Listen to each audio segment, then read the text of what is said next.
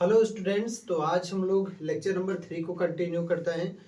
इस चैप्टर में अभी तक हम लोगों का शायद से 2 लेक्चर कंप्लीट हो गया है। एक लेक्चर में हम लोग अम्ल और क्षारक का परिभाषा के आधार पर अंतर पढ़े थे। लिटमस पत्र पर उसका क्या प्रभाव पड़ रहा था ये हम लोग पढ़े थे। उसके बाद फिर लेक्चर नंबर 2 में हम लोग पढ़े थे प्रबलता के आधार पर अम्ल के प्रकार कि 2 अम्ल के प्रकार होते हैं प्रबलता के आधार पर, एक प्रबल अम्ल और दूसरा दुर्बल अम्ल। प्रबल अम्ल में क्या हो रहा था कि आपका हाइड्रोजन आयन, अगर हाइड्रोजन आयन जो होता है सांद्रता अधिक दे तो क्या हो जाएगा आपका प्रबल अम्ल हो जाएगा। अगर हाइड्रोजन आयन की सांद्रता कम हो जाएगा तो आपका क्या हो जाएगा, दुर्बल अम्ल हो जाएगा। ये प्रबलता के आधार पर था। उसी प्रकार से सांद्रता के आधार पर 2 प्रकार के अम्ल थे, एक तनु अम्ल थे और दूसरा आपका क्या था, सांद्र अम्ल था। तनु अम्ल और सांद्र अम्ल। तो इसमें क्या था कि तनु अम्ल में क्या हुआ था कि अम्ल की मात्रा जो थी, अम्ल की मात्रा कम होगी, जबकि जबकि जो जल की मात्रा होगी, याद रखिएगा जल की मात्रा वो ज्यादा, अम्ल की मात्रा कम हो जल की मात्रा ज्यादा हो तो तनु अम्ल। सांद्र अम्ल में क्या हो जाएगा कि अम्ल की जो मात्रा होगी, अम्ल की मात्रा अधिक होगी परंतु जल की जो मात्रा होगी आपका वो क्या हो जाएगा, ये ज्यादा ये कम हो जाएगा। तो ये आपका क्या कहलाएगा, सांद्र अम्ल कहलाएगा। ओके, मतलब प्रबलता के आधार पर अम्ल के 2 प्रकार कौन कौन, प्रबल अम्ल और दुर्बल अम्ल। प्रबल अम्ल में क्या था कि हाइड्रोजन आयन का सांद्रता अधिक होना चाहिए, दुर्बल अम्ल में हाइड्रोजन आयन का सांद्रता कम। अगर हाइड्रोजन आयन अधिक मात्रा में टूटे तो प्रबल अम्ल, हाइड्रोजन आयन कम मात्रा में टूटे तो आपका क्या होगा, दुर्बल अम्ल। उसी प्रकार से सांद्रता के आधार पर अम्ल के 2 प्रकार थे, तनु अम्ल और एक सांद्र अम्ल। तनु अम्ल में क्या था कि अम्ल की मात्रा कम थी जबकि जल की मात्रा अधिक थी। सांद्र अम्ल में क्या था कि अम्ल की मात्रा अधिक है और जल की मात्रा क्या होनी चाहिए, कम होनी चाहिए। उसी प्रकार से प्रबलता के आधार पर क्षारक को 2 भागों में बांटा गया था। एक था आपका प्रबल क्षारक, दूसरा दुर्बल क्षारक। प्रबल क्षारक में क्या हो रहा था कि हाइड्रोक्साइड आयन की, उसमें क्या हो रहा था कि हाइड्रोक्साइड आयन की मात्रा ज्यादा हो जाएगा तो प्रबल क्षारक, और हाइड्रोक्साइड आयन की मात्रा कम होगी तो क्या हो जाएगा, आपका दुर्बल क्षारक हो जाएगा।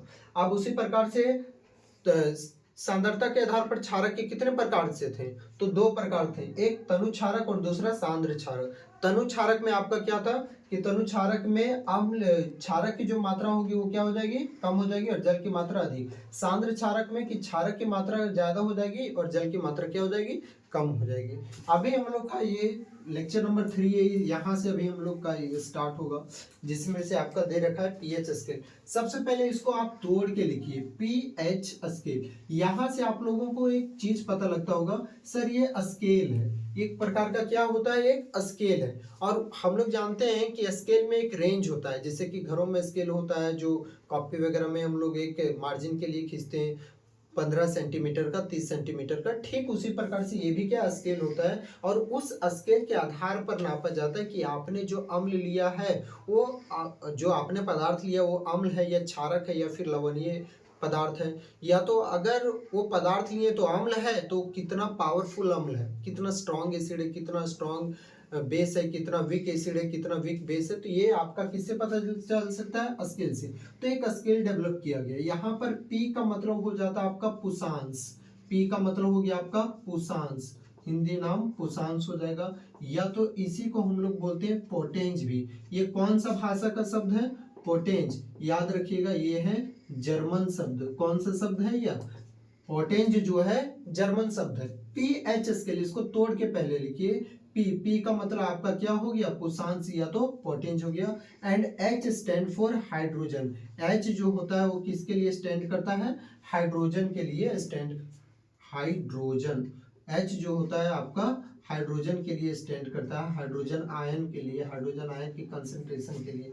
यहाँ पर पोटेंज का मतलब होता है पावर, पोटेंज का मतलब क्या हो गया, पावर। तो यहाँ से हम लोग अगर कुछ बनाना चाहेंगे तो क्या हो सकता है, पोटेंज ऑफ हाइड्रोजन, हाइड्रोजन का पोटेंज, यानी कि पोटेंज का मतलब क्या हो गया, पावर ऑफ, किसका पावर, हाइड्रोजन का पावर। तो जो वैसा स्केल, अब डेफिनेशन बन गया पावर ऑफ हाइड्रोजन, इसका अगर डेफिनेशन बनाना चाहेंगे तो डेफिनेशन बन गया वैसा स्केल जिसमें हाइड्रोजन का पावर दिखे, हमको हाइड्रोजन का शक्ति बताए, उस हाइड्रोजन की शक्ति बताने वाले स्केल का नाम है पीएच स्केल। मतलब पीएच स्केल में क्या होता है कि कोई भी विलियन, आप जो भी विलियन लिए हुए हैं जो भी पदार्थ लिए हुए उस पदार्थ में हाइड्रोजन आयन की सांद्रता कितनी है, हाइड्रोजन आयन का शक्ति कितना है, हाइड्रोजन आयन का शक्ति बताने वाले यंत्र का नाम क्या है, पीएच स्केल है। अब ये किसके द्वारा बनाया गया था, तो याद रखिएगा एक साइंटिस्ट के द्वारा बनाया गया था जिनका नाम था सोरेनसन। नाम क्या था उनका, सोरेनसन नाम था। ओके, तो इसमें क्या किया गया, उन्होंने एक स्केल बनाया जो इस स्केल का रेंज था 0 से लेकर के 14 तक, 0 से लेकर के 14 तक था उस स्केल का रेंज, और एक मिडिल पॉइंट रखा और उस मिडिल पॉइंट का नाम हुआ 7। उन्होंने ये बात बताया कि अगर पीएच मान, यदि कोई पदार्थ का, कोई विलयन का पीएच मान 0 से 7 के बीच में आता है, यदि कोई विलयन का पीएच मान 0 से 7 के बीच में आता है तो आपका क्या हो जाएगा, अम्ल हो जाएगा। और पीएच मान अगर 7 से 14 के बीच में आया तो आपका वह पदार्थ क्या हो जाएगा, क्षारक, क्षारीय प्रकृति का। यदि पीएच मान 0 से 7 के बीच आया तो क्या हो गया, आपका अम्ल हो गया, ठीक है। और अगर पीएच मान 7 से 14 के बीच में आया तो आपका क्या हो जाएगा, क्षारक हो जाएगा। ओके, अब यहाँ पर देखिए 0 से 7 के बीच में लाई करेगा तो क्या होगा, अम्ल होगा, बिल्कुल सही। और 7 से 14 के बीच में लाई करेगा, पॉइंट आया, वैल्यू आएगा तो क्या होगा, क्षारक हो जाएगा। तो यहाँ पर पीएच स्केल का डेफिनेशन क्या बन गया, तो यहाँ पर हम लोग क्या बोल सकते हैं पीएच स्केल का डेफिनेशन, कि पीएच स्केल में पी किसके लिए, पोटेंस, पोटेंस का मतलब क्या हुआ, पावर, और एच स्टैंड फॉर हाइड्रोजन। तो यहाँ पर क्या लिखेंगे कि किसी विलयन में, अगर डेफिनेशन बनाना चाहेंगे तो क्या लिखेंगे, किसी विलयन में हाइड्रोजन आयन प्लस या माइनस हो तो उसे हम लोग कहते हैं आयन, हाइड्रोजन आयन की सांद्रता, या तो बोल सकते हैं आप शक्ति, हाइड्रोजन आयन की सांद्रता या तो शक्ति बताने वाले यंत्र को क्या कहा जाता है, पीएच स्केल कहा जाता है, पीएच स्केल कहा जाता है। देखिए डेफिनेशन बन गया, बहुत ही आसान है। पी के लिए क्या हुआ, पावर हो गया, एच फॉर हाइड्रोजन। तो किसी विलयन में आप जो भी विलयन लिए हुए, जैसे हाइड्रोक्लोरिक एसिड का, मान लेते हैं कि मेरे पास एक ग्लास में यहाँ पर हाइड्रोक्लोरिक एसिड का विलयन है, इस प्रकार से हाइड्रोक्लोरिक एसिड का विलयन है, ये किसका विलयन हो गया, HCl, हाइड्रोक्लोरिक एसिड का विलयन है। तो इस हाइड्रोक्लोरिक एसिड के विलयन में हाइड्रोजन आयन का शक्ति कितना है, हाइड्रोजन आयन का सांद्रता कितना है, बस यही चीज को बताने वाले यंत्र का नाम क्या है, आपका पीएच स्केल है। पीएच स्केल क्या होता है, किसी विलयन में हाइड्रोजन आयन की सांद्रता बताने वाले यंत्र को पीएच स्केल कहते हैं। पी किसके लिए होता है, पुषांश होता है, पी का मतलब या तो पोटेंस, ये कौन सा भाषा है, जर्मन भाषा है, ठीक है। H जो होता है आपका हाइड्रोजन, तो यहाँ पर पीएच का क्या हो गया, पोटेंस ऑफ हाइड्रोजन या पुषांश ऑफ हाइड्रोजन, और पोटेंस का मतलब क्या होता है, पावर होता है, तो power of hydrogen, hydrogen ion की जो शक्ति बताए उसे हम लोग क्या कहते हैं, पीएच स्केल। इसका आपको 1 नंबर के सवाल में पूछ सकता है कि पीएच स्केल का पारस कितना होता है, तो याद रखिएगा इसका जो पारस होता है, परास जो होता है, इसका जो रेंज होता है, इसका रेंज यानी कि परास जो होता है वो कहाँ से कहाँ तक होता है, तो 0 से 14 तक होता है, 0 से कहाँ तक होता है, 14 तक होता है। ये आपका हो गया किसका, पीएच। अगर यदि पीएच वैल्यू, यदि पीएच मान जो होता है 0 से 7 हो, आपका क्या हो जाएगा, अम्ल हो जाएगा। यदि पीएच मान अगर 7 से 14 के बीच में आए तो आपका क्या हो जाएगा, क्षारक हो जाएगा वह पदार्थ। और अगर पीएच मान, यदि पीएच मान आपका पूरी 7 आ जाए तो वह क्या हो जाएगा, लवण हो जाएगा। अब यहाँ पर कुछ आपको बातें याद रखनी है, जैसे कि 7 किसका होता है, 7 होता है आपका जल का पीएच मान होता है, और साथ में यहाँ पर रक्त, तो रक्त का भी पीएच मान कितना होता है, तो याद रखिएगा रक्त का पीएच मान 7.4 होता है। यदि पीएच वैल्यू 0 से 7 के बीच आए तो वह अम्ल, पीएच मान 7 से 14 के बीच आए तो वह क्षारक, पीएच मान 7 आए तो वह क्या हो जाएगा, लवण हो जाएगा। जैसे कि रक्त का पीएच मान क्या होता है, 7.4, मतलब 7 नहीं आया है, 7.4, तो 7 से कुछ ज्यादा आया हुआ है, तो हमारा जो रक्त होता है वो थोड़ा सा क्षारीय प्रकृति का होता है। किस प्रकृति का होता है, क्षारीय प्रकृति का। थोड़ा सा आप इसको स्क्रीनशॉट लीजिए, हम लोग आगे बढ़ते हैं। चलिए, तो अब हम लोग का नेक्स्ट टॉपिक है पीएच स्केल। तो हम लोग समझ गए कि एक ऐसा स्केल होता है जो किसी विलयन में आपका हाइड्रोजन आयन की शक्ति बताता है। हाइड्रोजन आयन की शक्ति बताने वाले यंत्र का नाम क्या होता है? PH scale. लेकिन पीएच मान क्या होता है? तो पीएच मान का डेफिनेशन अलग है। किसी विलयन में हाइड्रोजन आयन के ऋणात्मक लॉग, ये कौन सा लॉग बोला हुआ है बच्चा? ऋणात्मक लॉग। अब लॉग क्या होता है ये आप लोग क्लास 11th में जाओगे तो इसको डिटेल में पढ़ने को आपको मिलेगा, ठीक है। लेकिन यहाँ पर अभी आपको समझना होगा थोड़ा सा, आप लोगों को ऐसे ही रट लेना है इसको। आप यही समझ सकते हैं कि पीएच मान का जो फॉर्मूला होता है आपका क्या होता है? हाइड्रोजन आयन के ऋणात्मक लॉग। तो यहाँ पर क्या मैं बैठाऊंगा? हाइड्रोजन आयन के ऋणात्मक लॉग। ऋणात्मक का मतलब माइनस हुआ, लॉग। लॉग को हम लोग इससे डिनोट करते हैं लॉग ई विथ बेस 10। तो ये क्या हुआ आपका? हाइड्रोजन आयन के ऋणात्मक लॉग को ही हम लोग क्या कहते हैं? पीएच मान कहते हैं।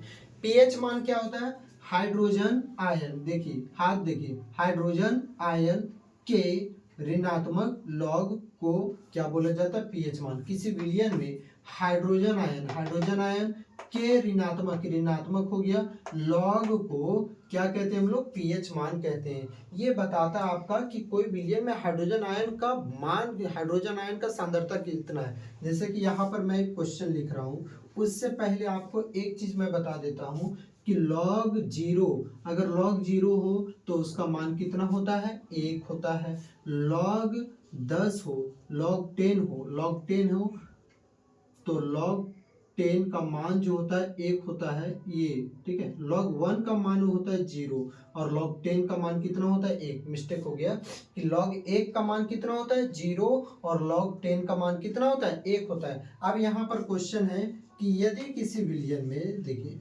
यदि किसी विलयन में हाइड्रोजन आयन की सांद्रता 10 के पावर -7 है तो पीएच मान कितना होगा? पीएच मान उसका कितना होगा सो बताना है, ठीक है। फिर से समझिए, यदि किसी विलयन में हाइड्रोजन आयन की सांद्रता कितना है? हाइड्रोजन आयन की सांद्रता है 10 के पावर -7, तो पीएच मान कितना होगा? तो यहाँ पर आंसर में हम लोग क्या इसका सोल्यूशन क्या देंगे? क्या पूछा हुआ? पीएच मान कितना होगा? तो पीएच मान का फॉर्मूला क्या होता है? -log ई, ठीक है, -log 10 विथ बेस ई, यहाँ पर लिखते हैं विथ बेस ई रखिए, ठीक है। और यहाँ पर हाइड्रोजन आयन, तो हाइड्रोजन आयन की जगह पर H+ मैं लिखूंगा, ठीक है। PH is equal to -log 10 with base e. Hydrogen ion का सांद्रता कितना दिया हुआ? हाइड्रोजन आयन की सांद्रता 10 के पावर -7 दिया हुआ है। आप यहाँ पर 10 ना भी लिखो तो भी चलेगा, लिख भी दो तो भी चलेगा, कोई दिक्कत नहीं है, ठीक है। अब यहाँ पर -log विथ बेस ई तो हो गया। देखिए, किसी भी चीज के ऊपर में लॉग लगा हुआ होता है और किसी भी चीज के पावर में अगर कुछ भी रहता है तो उसको हम लोग क्या करते हैं? नीचे बुला लेते हैं। तो ये आपका क्या हो जाएगा यहाँ पर? इंटू -7, क्या हो जाएगा? 10 टू द पावर, अच्छा कितना है ये? 10 टू द पावर -7।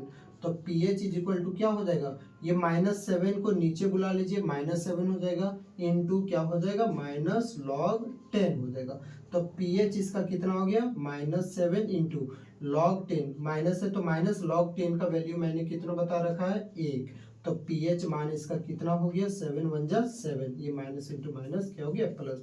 तो पीएच मान कितना आ गया? 7 आ गया।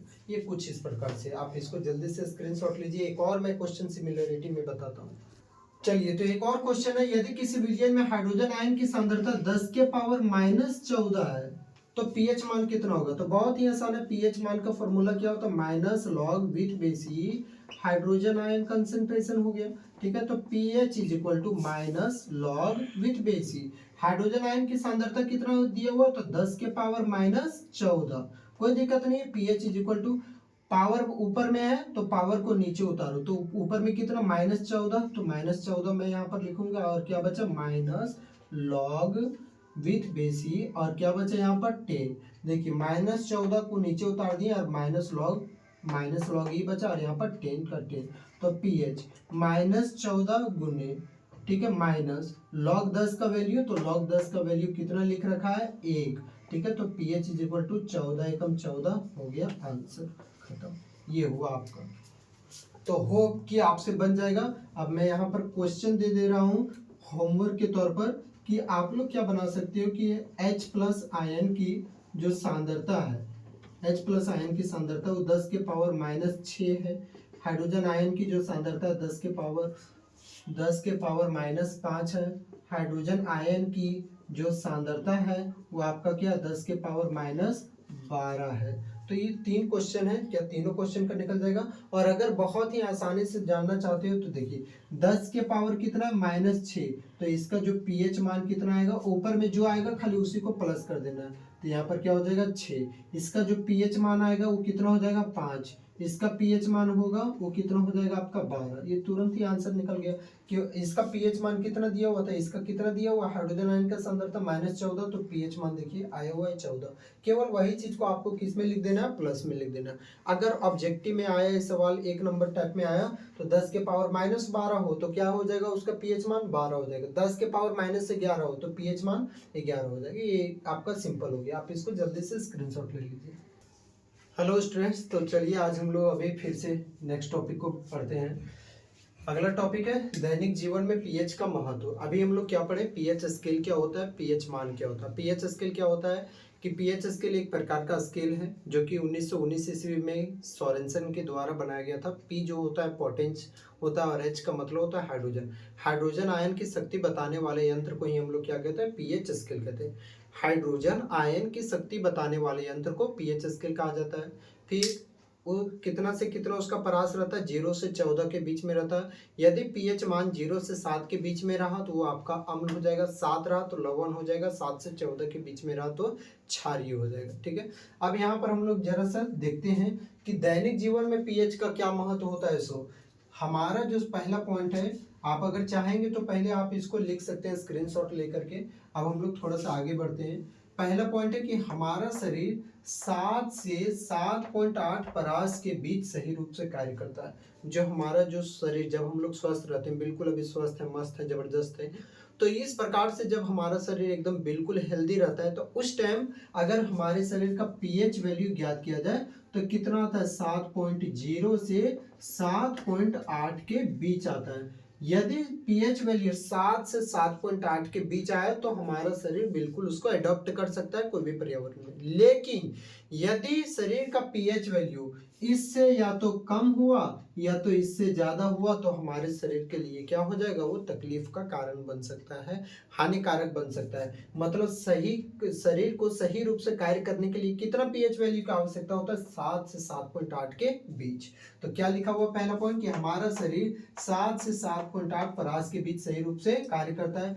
7 से कम हुआ या 7.8 से ज्यादा हुआ तो फिर क्या हो सकता है, हमारा शरीर जो है वो सही से रह नहीं पाएगा, कोई ना कोई प्रकार का हम लोगों का बीमारी हो जाएगा।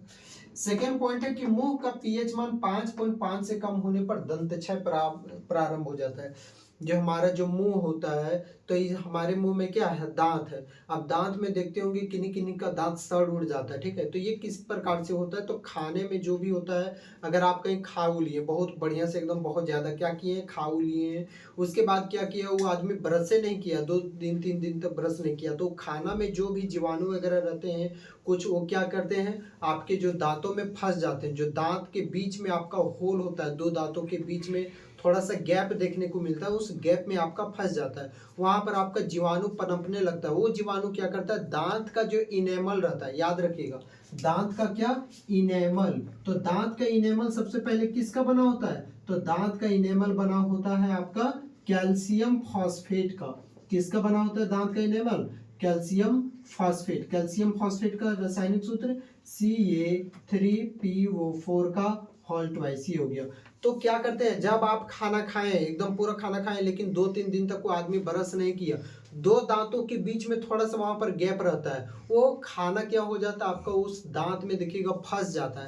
फंसने के बाद क्या होगा, कुछ दिन हुआ वो जीवाणु जो होता है वहां पर आपके दांतों में अपनी संख्या में वृद्धि करने लगते हैं। वृद्धि करने से क्या हो जाता है कि जो आपका दांत का इनेमल यानी कि कैल्शियम फॉस्फेट है उसके साथ वो सब क्या करने लगते हैं, अभिक्रिया करने लगते हैं, और अभिक्रिया करने के बाद आपके दांत को अंदर से क्या करने लगेंगे, खाने लगेंगे, वो मतलब होल कर देंगे, छेद कर देंगे दांत में। इससे आपका दांत क्या हो जाएगा, खराब हो जाएगा। तो मुंह का पीएच मान अगर 5.5 से कम रहा, जो हमारा जो मुंह है उसका पीएच मान अगर 5.5 से क्या आया, कम आया, तो आपका क्या होने लगेगा, दंतक्षय प्रारंभ हो जाएगा। याद रखिएगा, अम्ल को कौन मारेगा, क्षारक, और क्षारक को कौन खत्म करेगा, अम्ल। तो आपके मुंह में क्या हो गया, 5.5 से पीएच मान कम आ गया। याद करिए 0 से 7 के बीच में रहेगा तो क्या हो जाएगा, अम्ल हो जाएगा। 0 से 3 बताया मैंने उस टाइम, तो बताया था कि प्रबल अम्ल रहता है, वो प्रबल अम्ल।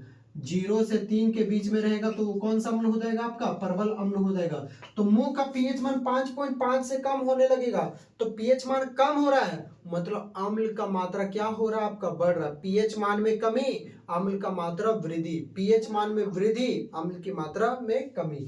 तो पीएच मान 5.5 से कम हो रहा है, मतलब मुंह में अम्ल का प्रभाव ज्यादा हो रहा है, तो अम्ल का प्रभाव ज्यादा होने लगेगा, तो धीरे धीरे आपका मुंह जो होता है, दांत जो होता है, वो जो भी आपका अम्लीय प्रभाव हुआ है वो कैल्शियम फॉस्फेट से अभिक्रिया करके उसको खत्म करने लगता है। तो इसलिए हम लोग जब भी ब्रश वगैरह लेते हैं, ब्रश वगैरह यूज करते हैं, कोलगेट वगैरह, तो उसमें क्या कैसा प्रभाव रहता है, आपका क्षारीय प्रभाव देखने को मिलता है। वो क्षारीय प्रभाव क्या करता है, जो भी एसिडिक नेचर होता है उसको खत्म करने का काम करता है। जैसे हम लोग कोलगेट वगैरह से ब्रश वगैरह करते हैं तो उस टाइम क्या होता है, देखे होंगे कि कोलगेट हम लोगों को क्या लगता है, थोड़ा सा क्षारीय प्रकृति का रहता है। वो क्षारीय प्रकृति क्या काम करने का करता है वो, तो जो भी आपके मुंह में अम्ल का मात्रा ज्यादा हुआ है उस अम्ल की मात्रा को खत्म करने का काम करता है। सेकंड पॉइंट क्लियर हो गया। थर्ड पॉइंट आते हैं, वर्षा के जल का पीएच मान 5.6 से कम होने पर वह कौन सी वर्षा कहलाती है, अम्लीय वर्षा कहलाती है। देखिए टॉपिक का नाम है एसिड रेन, यानी कि अम्लीय वर्षा। अब क्या होता है कि आसमान से, तो यहाँ पर जगह है कि ये हो गया हमारा एटमॉस्फेयर, यहाँ से क्या हो रहा है, ऊपर से आसमान से बारिश टपक रही है, बारिश हो रही है। तो जिस टाइम वो बारिश होती है, यानी कि आपका जो जल गिरता है H2O, वो बिल्कुल क्या रहता है, आपका बिल्कुल शुद्ध रहता है, उस टाइम आप यूज कर सकते हैं। लेकिन जैसे ही वो पानी किस में आता है, आपका एटमॉस्फेयर में एंटर करता है, तो हमारे एटमॉस्फेयर में कार्बन डाइऑक्साइड गैस होते हैं, तो ये दोनों से भी क्रिया कर लेगा और क्या बनाएगा, आपका H2CO3, H2CO3 कार्बोनिक अम्ल। ये देखिए अम्ल में परिवर्तित हो गया, ये पानी तो था लेकिन ये कार्बन डाइऑक्साइड गैस से भी क्रिया किया तो किस में परिवर्तित हो गया, अम्ल। तो ये जो पानी कहलाएगा वो कौन सा पानी कहलाएगा, अम्लीय पानी कहलाएगा। और उस अम्लीय पानी का पीएच मान कितना होता है, 5.6 से कम। जो बारिश का पानी हो रहा है, जो बारिश गिर रहा है, ठीक है, बारिश हो रही है, उसका भी अगर हम लोग पीएच मान निकालेंगे और पीएच मान अगर 5.6 या 5.6 से 5.6 पर आया तब तो ठीक है, लेकिन अगर 5.6 से कम आ गया तो वो पानी यूज करने के लायक नहीं है, वो फिर पानी कैसा पानी हो जाएगा, आपका अम्लीय वर्षा हो जाएगा। उसी से लोगों का क्या होने लगता है, आपका तबीयत वगैरह खराब होने लगता है। देखे होंगे कि ताजमहल जो रहता है, ताजमहल का जो रंग है वो धीरे धीरे पीला पड़ रहा है, वो किस कारण से पीला पड़ रहा है, यही अम्लीय वर्षा के कारण से। फिर से अगर अनदर देखते हैं कि बारिश हो रहा है, ऊपर से क्या सल्फर डाइऑक्साइड गैस नहीं है क्या वायुमंडल में, बिल्कुल है, तो इससे अभिक्रिया की H2SO3 बना लिया, सल्फ्यूरस अम्ल बना लिया, H2O, फिर से बारिश हुआ, हमारे वायुमंडल में नाइट्रोजन डाइऑक्साइड भी गैस है, तो इससे अभिक्रिया किया तो HNO3 बना लिया। तो इस प्रकार से ये बारिश किस में बदल जा रहा है, अम्लीय वर्षा में बदल जा रही है। अब क्वेश्चन अगर यहाँ पर आपका पेपर में आ गया कि अम्लीय वर्षा क्या होती है, तो क्या लिखेंगे, जब वर्षा का जल हमारे वायुमंडल में उपस्थित अलग अलग गैसों, जैसे कि क्या हो गया, carbon dioxide, sulphur dioxide, nitrogen dioxide, जब वर्षा का जल, ये तीनों यानी कि वर्षा का जल यानी कि पानी, जब वर्षा का जल हमारे वायुमंडल में उपस्थित अलग अलग गैसों से अभिक्रिया कर लेती है, तो वह वर्षा जो होती है अम्लीय वर्षा कहलाती है। अम्लीय वर्षा का पीएच मान कितना होगा, 5.6 से कम। हम लोगों का दंतक्षय प्रारंभ कब से होगा, अगर मुंह का पीएच मान 5.5 से कम रहा तो दंतक्षय प्रारंभ हो जाएगा। इसीलिए कभी भी ब्रश करते हैं तो उस टाइम हम लोगों को बेसिक टूथपेस्ट का यूज करना चाहिए।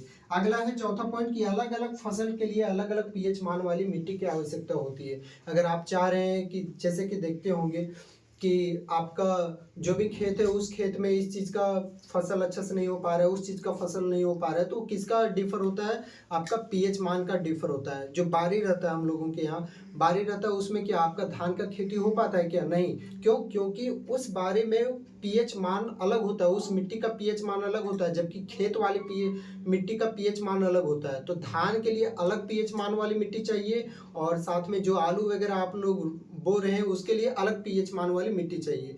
लेकिन अगर दोनों चीज़ों को एक ही में मिला देंगे तो फिर मेरा जो फसल होगा वो सही से नहीं हो पाएगा।